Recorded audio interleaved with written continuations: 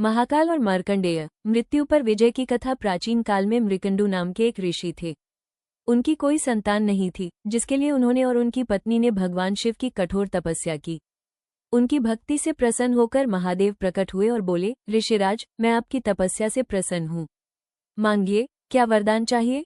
ऋषि ने पुत्र की कामना की। महादेव ने मुस्कुराते हुए कहा, मैं आपको पुत्र का वरदान तो देता हूँ, लेकिन आपके पास दो विकल्प हैं। या तो आपको एक ऐसा पुत्र मिले जो अल्पायु हो, केवल 16 वर्ष जिए, लेकिन अत्यंत बुद्धिमान और मेरा परम भक्त हो, या फिर एक ऐसा पुत्र जो दीर्घायु हो लेकिन बुद्धिहीन और दुष्ट हो। आप किसे चुनेंगे। ऋषि मृकंडु ने बुद्धिमान और शिव भक्त पुत्र को चुना। समय आने पर उनके घर एक बालक ने जन्म लिया, जिसका नाम मार्कंडेय रखा गया। मार्कंडेय बचपन से ही विलक्षण थे और महादेव की भक्ति में लीन रहते थे। जैसे जैसे मार्कंडेय 16 वर्ष के होने वाले थे, उनके माता पिता की चिंता बढ़ने लगी। जब मार्कंडेय ने उनकी उदासी का कारण पूछा तो उन्हें सत्य का पता चला।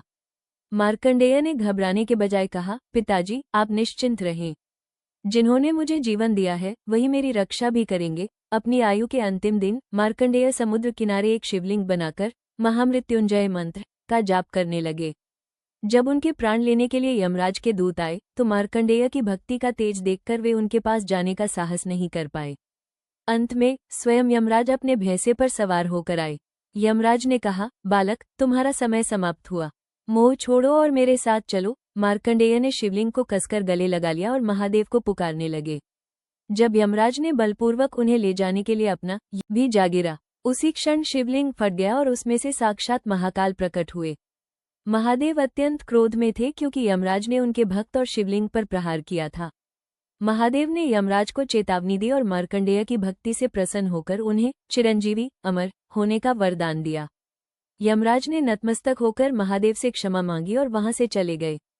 इस प्रकार महादेव ने काल के विधान को बदलकर अपने भक्त के प्राणों की रक्षा की। तभी से महादेव को कालजयी और महामृत्युंजय कहा जाने लगा। सीख, ये कहानी हमें सिखाती है कि सच्ची श्रद्धा और अटूट विश्वास में इतनी शक्ति होती है कि वो भाग्य की रेखाओं को भी बदल सकती है।